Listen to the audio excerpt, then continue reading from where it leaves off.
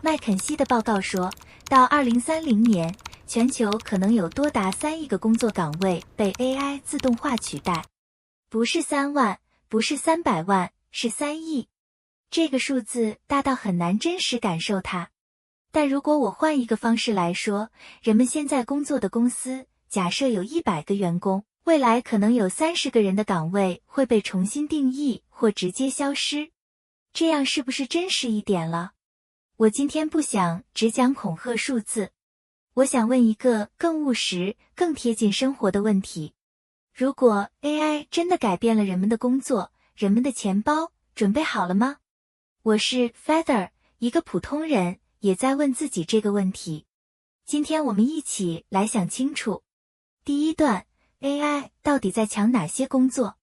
先别乱，我们理清楚。AI 不是什么工作都抢，它特别擅长3类事情。第一类，重复性任务，数据录入、表格整理、客服回答标准问题，这些 AI 做得比人快10倍，而且不会累，不会出错，不需要休假。如果人们的工作有很大一部分是按规则执行，这个风险人们要认真对待。第二类，内容生成，文案写作、翻译、基础设计 ，AI 已经在大规模进入这些领域，而且首先冲击的是初级岗位，刚毕业的年轻人，外包接单的自由职业者。不是说这些工作消失，而是需要的人数大幅减少了。第三类，分析与预测，这可能是很多人没想到的。财务分析、医学影像判读、贷款审核 ，AI 在某些领域的准确率已经超过了人类专家。这些曾经被认为是高技能的工作，现在也开始受到冲击。听到这里，很多人会说，没关系，我做的是有创意的工作 ，AI 取代不了我。我完全理解这种想法，但我也想温柔地提醒一句 ，Midjourney 可以1秒生成海报。ChatGPT 1分钟写出完整稿子 ，Sora 已经可以生成视频。创意本身不再是护城河了，独特的判断力、跨领域的经验、真实的人际关系才是。那哪些工作相对安全？需要高度情感连接的工作，比如心理咨询、临终关怀、儿童教育；需要实体操作的工作，比如水管工、厨师、理发师；需要综合判断的高端工作，比如企业战略决策、复杂法律谈判、创意总监。但说实话，这条安全线每年都在悄悄移动。所以，真正的问题不是 AI 会不会影响到我，而是如果它真的来了，我有多少缓冲时间？第二段，财务上最大的风险是什么？我们来看财务这一面。如果有人明天失业，他们能撑多久？1个月？2个月？还是更短？很多人的答案比他们自己预想的要糟糕。风险1，应急基金不够。财务规划里有一个基本建议，人们应该随时存有3到6个月的生活费，放在一个安全、可以随时动用的账户里。但现实是，很多人根本没有。调查数据显示，相当大比例的普通家庭连1个月的突发支出都难以覆盖。更糟的是，有些人把信用卡当成应急基金。信用卡不是应急基金，那是人们用未来的钱支付当下的恐慌，还要加上高额利息。那是最贵的备用金，也是最容易让财务雪上加霜的选择。风险2，收入来源单一。如果人们只靠一份工作生活，那人们的整个财务状况就和那份工作绑在一起了。人们的工作风险有多高，人们的财务风险就有多高。一旦那个岗位受到 AI 冲击，人们的收入来源就断了。没有缓冲，没有退路，只有慌乱。风险3，转型需要时间，更需要钱。很多人觉得，万一失业，大不了转行、进修、考个证。但他们没想到的是，这些都需要钱。学费、考证费，在转型期间维持生活的成本，这些都是真实的支出。如果人们没有储蓄做底气，人们连转型的资格都可能没有。人们会被迫接受任何一份能赚到钱的工作，而不是人们真正想要的那个方向。我认识一个做财务分析的朋友，几年前，他所在的公司引入了一套 AI 报表系统，他的部门从将近20个人缩减到只剩5个。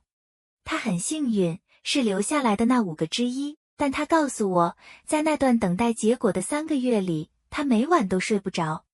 不是因为他能力不够，而是因为他当时几乎没有存款，也没有任何其他收入来源。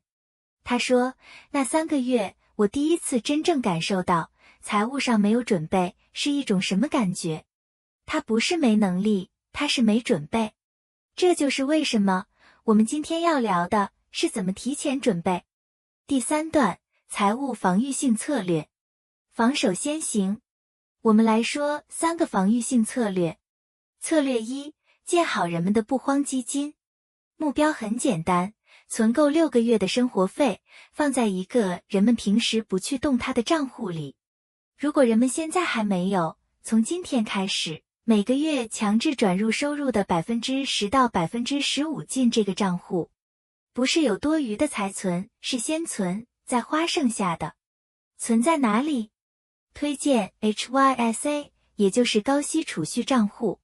目前很多平台的年利率在 3% 到 5% 之间，比普通银行储蓄账户高出很多，而且资金随时可以取出，没有锁定期。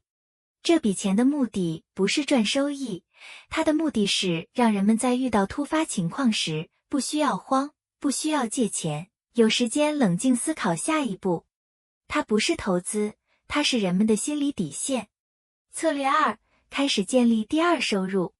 我不是叫人们明天辞职去创业，我说的是，在人们还有主业，还有稳定收入的时候，开始低风险地探索一个副业的可能性。副业可以有很多形式，用人们的专业技能接 freelance 的项目，开始做内容创作 ，YouTube、播客、写作，制作数字产品，比如模板、在线课程、电子书。关键不是他现在能赚多少，关键是人们开始了。因为副业需要时间积累，人们在有主业的时候建，和失业之后才开始建，难度是完全不一样的。说一句实在话，这条视频就是我在实践这件事。策略3，聪明的投资自己。AI 无法复制的是人们在真实世界里积累的跨领域经验和独特判断力。给自己设一个技能预算，每个季度花一点钱或时间学一个新方向，可以是 AI 工具的使用方法、数据分析基础、营销逻辑，或者和人们现在职业完全不同的一个领域。资源不需要贵。Coursera 有高质量的在线课程， YouTube 上有很多免费但深度的内容，公共图书馆也有大量学习资源。重点不是人们学了多少，而是人们养成了持续学习的习惯。人们不需要成为 AI 专家，人们需要成为一个懂得使用 AI 的人，这2件事差距非常大。第4段，财务进攻性策略。防守是地基，但光有地基不够，我们还需要进攻。策略4，分散投资，别让人力资本和金融资本压在同一个地方。这一点很多人没有意识到。如果人们在科技行业工作，同时人们的投资也集中在科技股，那人们承担的是双重风险。AI 对这个行业冲击，不只是人们的薪水受影响，人们的投资账户可能也同时在缩水。更健康的方式是，把人们的金融资产分散到和人们职业不太相关的领域、不同行业、不同地区，甚至不同资产类别，比如股票、债券、指数基金的组合。这不是让人们成为投资专家，这是最基础的风险管理。策略5，把握 AI 浪潮本身带来的机会。AI 不只是威胁，它也是历史上少见的一次普通人的机会窗口。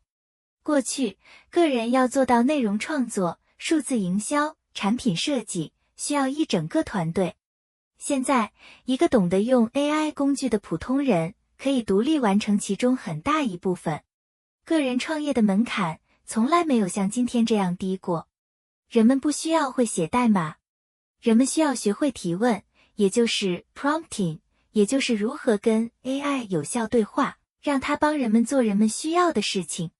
这是一个新的基础技能，就像20年前会用 Word 和 Excel 是职场基本功一样，今天会用 AI 工具正在变成新的起点。第5段，心态的部分。最后，我想说一件不那么财务的事。很多人面对 AI 焦虑，会走向2个极端，一种是麻木，反正轮不到我，先过好今天再说。另一种是过度焦虑，每天刷新闻，越看越慌，但什么也没做。这2种其实都是在用不同的方式逃避同一件事，采取行动。真正有用的态度是平静的行动。不需要预测 AI 最终会发展到哪一步，没有人知道答案。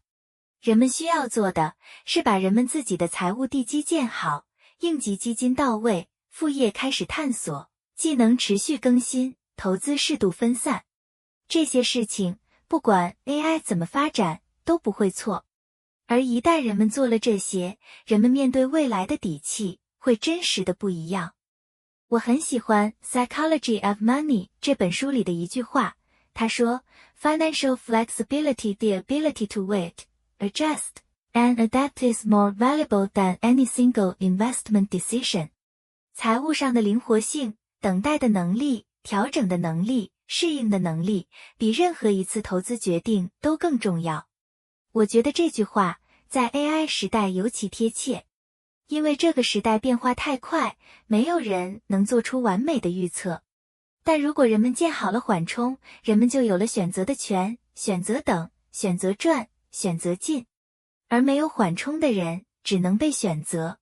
结尾，好，我们今天聊了很多。简单总结一下 ，AI 会改变工作，这是事实，也是正在发生的事。但财务上的准备可以让人们从被动变主动。4件事，从今天开始，一件一件来。第一，建立6个月的应急基金，存进 HYSA。第2，在有主业的时候开始探索一个副业。第3，给自己设一个技能预算，持续学习。第4，检查人们的投资配置，别让风险集中在同一个地方。